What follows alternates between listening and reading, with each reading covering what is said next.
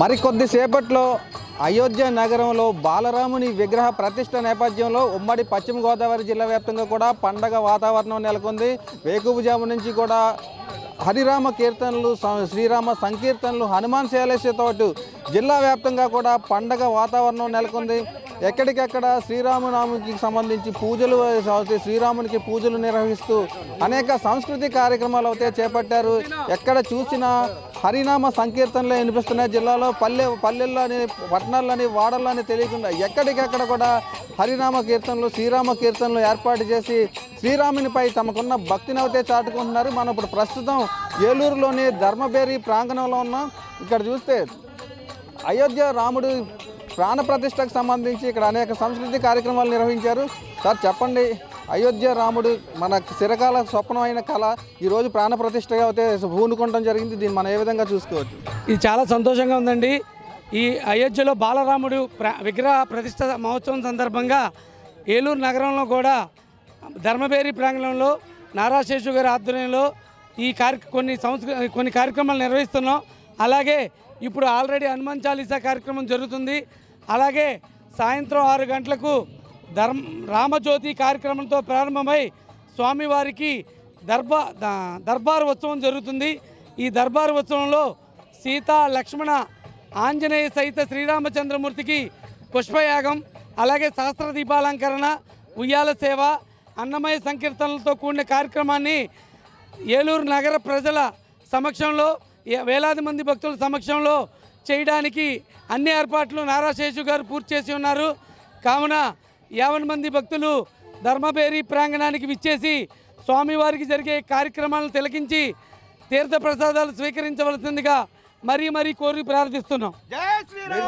చెప్పండి, 500 సంవత్సరాల సుదీర్ఘ విమానం తర్వాత మన దేశంలో అయితే మరొకసారి అయోధ్యకి రాముడు వస్తున్నాడని చెప్పుకోవచ్చు. ఇది ఫ్యూచర్లో భారతదేశానికి ఏ విధంగా ఉండబోతుంది రామ మందిరం?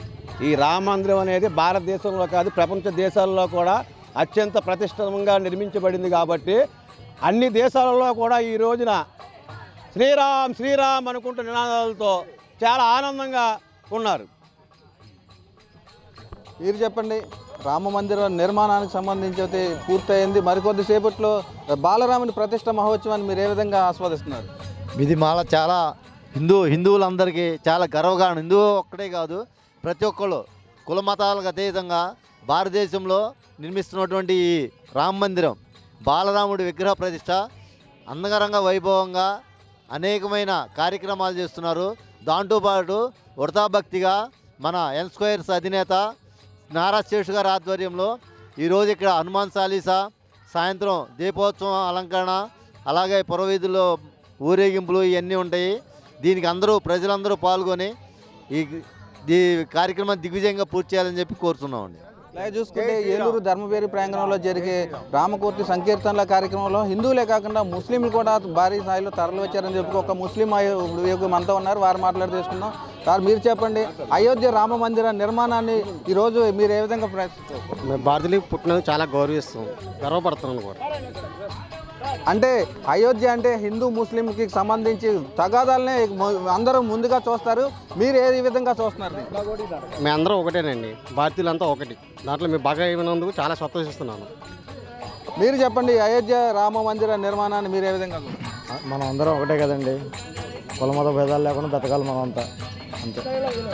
అందరూ బాగుండాలి, అందరిలో మేము ఉండాలి, అంతే. ఈ విధంగా చూస్తే అయోధ్యలో మరికొద్దిసేపట్లో బాలరాముని విగ్రహ ప్రతిష్ట మహోత్సవం సంబంధించి ఉమ్మడి పశ్చిమ గోదావరి జిల్లా వ్యాప్తంగా కూడా పండగ వాతావరణం నెలకొంది. ఎక్కడికెక్కడ కూడా భక్తులు హరిరామ కీర్తనలతో జిల్లా వ్యాప్తంగా పండగ వాతావరణం కనిపిస్తుంది. అదేవిధంగా హిందువులు కూడా హిందువులతో పాటు ముస్లింలు కూడా ఈ కార్యక్రమాలకి తరలి వచ్చారు. హిందూ ముస్లిం బాయి అంటూ కూడా వీరంతా శ్రీరామునికి ఘన స్వాగతం పలుకుతున్నారు. ఇది ఇక్కడ ఉన్న తాజా పరిస్థితి.